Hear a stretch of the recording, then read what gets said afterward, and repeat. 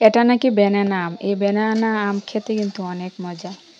আমি কিন্তু এই প্রথম খেয়েছি।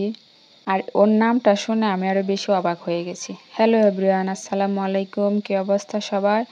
সবাই কেমন আছেন? অনেক দিন ধরে মন চাচ্ছিল একটু কচু শাক খাওয়ার জন্য। কচু শাকে তো আপনারা সবাই জানেন অনেক পুষ্টি। আর এই লাল কচুটা তো জবাবে নিয়ে, সাদা কচুর থেকে লাল কচুতে কিন্তু মজা আরও বেশি লাগে। বিকেলবেলা ঘুরতে গিয়ে রাস্তার পাশে এই কচুগুলা পেয়েছিলাম। সেখান থেকে কয়েকটা কচু নিয়ে আসলাম শাক রান্না করার জন্য। আর এই যে বিকালবেলা এসে দেখি কি ঝুম বৃষ্টি পড়তেছে। আর এখন তো বৃষ্টির সময়, কয়েকদিন ধরে প্রচুর বৃষ্টি পড়তেছে। অনেকের ভিডিওতে দেখেছি মানি প্লান্ট দিয়ে ঘর সাজিয়ে রাখে, আর আমার সাজানোর জায়গা নেই বলে এই যে বাসার পাশে কীভাবে অনেকগুলো মানি প্লান্ট হয়েছে, আর যাদের দরকার তারা খুঁজেই পায় না। আর একটু দূর সাইডে তো আরো বড় বড় পাতা দিয়ে মানি প্লান্ট হয়ে রয়েছে। বৃষ্টিটা দেখে ভালোই লাগতেছে। বৃষ্টি তো আল্লাহর দেওয়া নিয়ামত। শুনেছি বৃষ্টিতে নাকি দোয়া করলে দোয়া কবুল হয়ে যায়।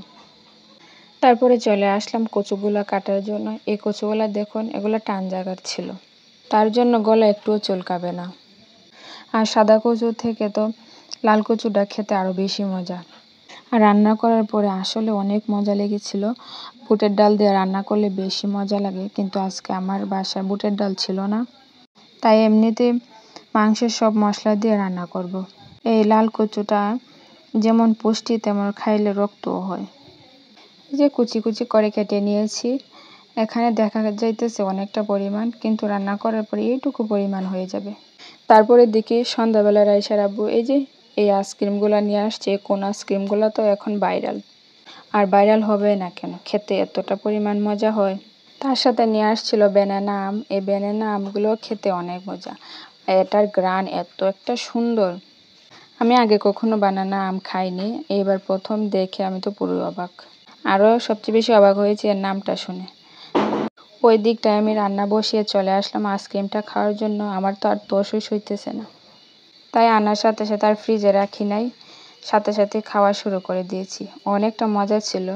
আর এই বাহিরে কোনটা যে এটা খুবই মচমচে ছিল। খাওয়া দাওয়ার পালা শেষ, এখন চলে আসলাম শাকটা রান্না করার জন্য। কয়েকটা তেজপাতা ছিঁড়ে দিয়েছি, আর রসুনগুলো আস্তে আস্তে রেখেছি। আর কয়েকটা পেঁয়াজ দিয়ে লাল লাল করে ভাজি করে নেব। আর এই যে আমার অন্য পাশ দিয়ে কচুগুলো সিদ্ধ করে পানি ঝরিয়ে নিয়েছি। এখন আস্তে আস্তে লাল লাল করে মশলাটা ভেজে নেব। তারপর সামান্য একটু পরিমাণ পানি দিয়ে এখানে একটু জিরা গুঁড়া, তারপরে মরিচ, একটু হলুদ আর একটু লবণ দিয়ে দেব। এর মধ্যে আবার দেখি কারেন্টও চলে গেছে, তাই টর্চ লাইট নিয়ে আসলাম রান্না করার জন্য। বৃষ্টির দিনে এই একটা সমস্যা, যখন তখন কারেন্টটা চলে যায়। তার মধ্যে আবার রান্না করতেছি, না হলে আর কিছু করার নাই, কখন কারেন্ট আসবে না আসবে।